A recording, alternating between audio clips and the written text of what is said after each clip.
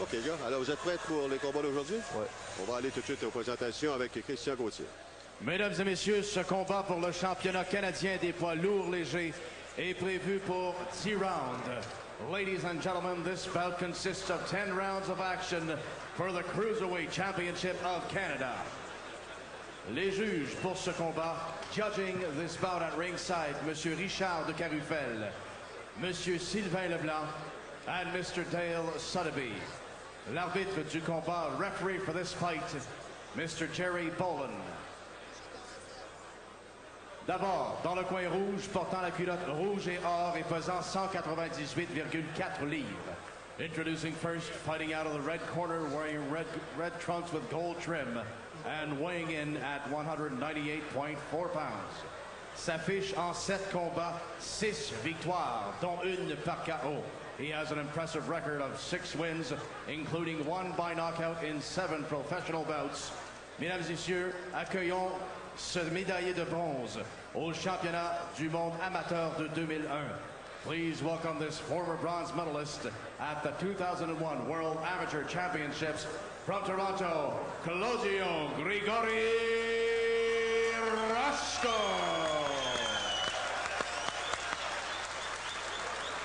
Et son adversaire dans le coin bleu porte la culotte argent ornée de noir et de blanc et pèse 191 livres. Across the ring, his opponent fights out of the blue corner, wears silver trunks with black and white trim, and weighed in at 191 pounds. En 13 combats, il a remporté 12 victoires, dont 8 par KO. In 13 professional bouts, he has an impressive 12 wins, including 8 by knockout. Membre de l'équipe olympique du Canada en 1996 aux Jeux olympiques d'Atlanta et en 2000 aux Jeux olympiques de Sydney.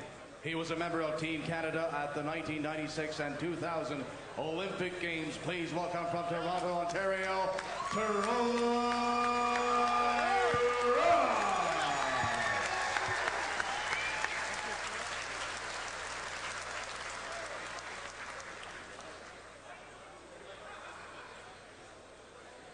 Gentlemen, you got your instructions in the dressing room.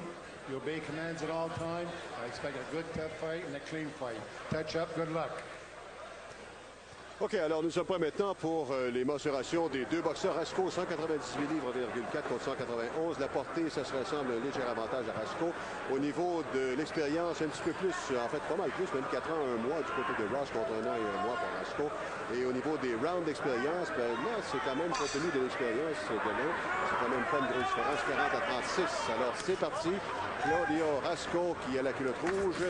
Et dans le cas de Troy Ross, il a une culotte argentée. Jean, tu connais bien Troy Ross parce qu'il a été sur l'équipe canadienne en même temps que toi. Non, juste un petit peu avant. De 1996 à 2000, il était sur l'équipe. Il a été aux Olympiques à Sydney en 2000. Ouais, il a une bonne gauche, hein? Ouais, très bonne gauche. Troy, c'est un boxeur qui a beaucoup d'expérience.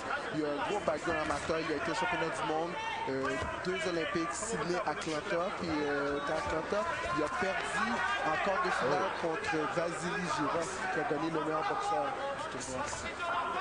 Mais tu me disais avant le gala que on s'attendait peut-être à quelque chose de mieux que ça de la part de lui au niveau professionnel. Si on tient compte de ses succès au niveau amateur. Effectivement, compte tenu qu'il y avait beaucoup de succès, on pensait que professionnel, il allait être tout un boxeur, mais il me semble qu'il y a eu quelques difficultés. Je comprends vraiment pas pourquoi, mais en 5 ans, il a effectué 8 combats, je pense. Oui, c'est pas beaucoup. C'est vraiment pas beaucoup. En fait, il a 12 combats et une défaite. Et sa défaite, c'était son dernier combat. Et ça a été une défaite par des décisions partagées. Effectivement, 12 combats en 5 ans, c'est très peu. Claudio Rasko, lui, a une défaite avec 6 victoires. Mais c'est un gars qui normalement, ne frappe pas tellement fort. Sa force de frappe, c'est le cas de dire, ce n'est pas le knockout. Mais c'est un gars qui est très tenace, par exemple. Il est toujours devant vous, toujours dans votre visage, comme on dit. Contrairement à Troy Mosua, c'est un boxeur un peu comme moi, je trouve explosif. Il est très puissant, conduit des deux mains et quand même assez rapide. C'est le premier round, c'est un combat de championnat canadien des lourds légers. C'est une catégorie, ça ne faut pas se le cacher, qui n'est pas excessivement populaire, que ce soit au niveau national ou encore au niveau mondial. cruiserweight. Oui, c'est ça. C'est une drôle de catégorie. C'est une entre-deux, mais on a aussi les 168. Et puis les 168, il me semble que c'est pas pareil. Ouais, il y a Eric Ruta. C'est ça, oui. Il y a Eric Ruta, Otis Grant, il y en a plusieurs qu'on connaît. Là. Il y a même Bouté qui est là-dedans. Le titre, je crois qu'il est vacant. Comme Delborn va laisser, comme Joachim à CC4. Ouais, c'est intéressant. Aussi, La balle gauche encore une fois. Oui, de la part de Troy Ross, c'est Rasco qui a bien encaissé. Puis un fait à souligner, c'est que Troy est gaucher. Donc c'est un petit peu difficile pour Claudio de le toucher.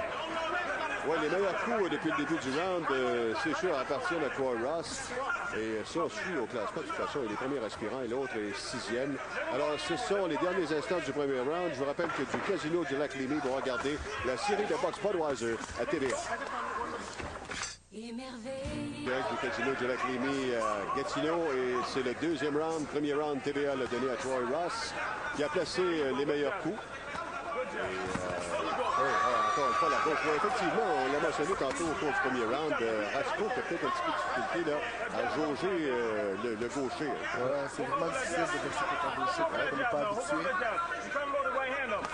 Et surtout, un gaucher puissant. Ouais, il a été... Oh, bonne gauche encore une fois. Un bon sacré de la part de Ross. Et Rasco, on a plein les bras. Et une bonne droite maintenant de la part de Ross. Rasco aussi, comme on l'a mentionné tantôt, c'est un gars qui aime les combats de longue haleine. C'est pas un gars qui est nécessairement très spectaculaire, mais il ne recule pas souvent. Ce qu'on appelle, vous le savez, parce que vous le dites souvent là, dans l'arène, c'est des fatigants. Les gars, tu reviennent toujours. Exactement. Bon. Là, Rasco, c'est une bonne séquence pour lui. Là. Il a placé quelques bons coups et a esquivé en même temps.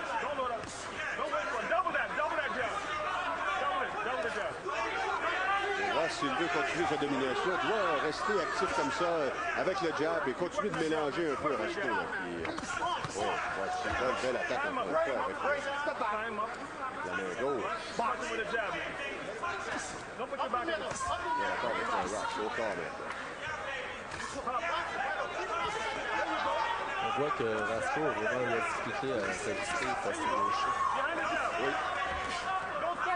Est-ce que j'ai rêvé ou on m'a dit que la mâchoire de Troy Ross pourrait cependant être, disons, douteuse? Elle est très, très douteuse. C'est un amateur. Il a goûté au plancher très souvent. Okay.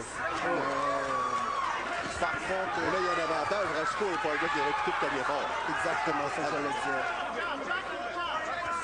Mais Rasco aussi a quand même un grand background amateur. Il a gagné une médaille de bronze au championnat du monde en 2001 en Irlande. Alors, c'est pas un vilain boxeur. C'est juste qu'on dirait qu'il lui manque un petit quelque chose. Parce que quand on boxe contre le gaucher, on doit penser un peu plus à démarrer une attaque. Et là, il se replace un peu dans le deuxième round. Là. Il semble moins gêné, comme on dit, au cours du premier. Moins déjoué par les attaques. Il faut dire que Ross a baissé de régime là, soudainement. Je ne sais pas s'il s'est vidé dans le premier. Là. On voyait beaucoup de coups en puissance. Oui, mais là, Rasco, tu as vu, hein, c'est Rasco qui a ses meilleurs coups présentement. Ouais. Et oui, bon sacré de la gauche de la part de Rasco. Et Ross, soudainement, là, ne fait plus grand-chose. Alors, derniers instants du deuxième round, et Rasco qui s'impose dans les derniers moments. On va bien dans un instant en direct du Casino du Lac-Lémy. C'est l'événement pompé parti de sa... À gauche de l'écran en bas, en fait, vous voyez une bonne attaque ici. C'est tout d'abord celle de Ross. Et pas longtemps après, c'est Rasco qui a passé un bon coup. Mais TVA a quand même donné le dernier round à Rasco. Ce qui veut dire que ce serait nul, selon TVA, après 2 rounds. Je suis très, très d'accord avec toi parce que compte tenu que Chad avait commencé très fort, mais Rasco a fini plus fort. Puis les jeux, ils se rappellent surtout des derniers instants du round. Donc, je suis en accord avec vous. Et ça c'est une chose, je suis content que tu mentionnes ça parce que dans le dernier combat qu'on a présenté à TVA entre Herman Ngujo et le fameux Rodriguez, qui a soulevé beaucoup de controverses au niveau de la décision, Rodriguez, c'est un gars, c'est un vétéran. C'est pas un fou, là. Puis il finissait toujours les rounds forts. Ouais. Et il a été l'agresseur tout le long. Mais si vous regardez le combat, sincèrement, là, la contre-attaque d'Herman Ngujo était nettement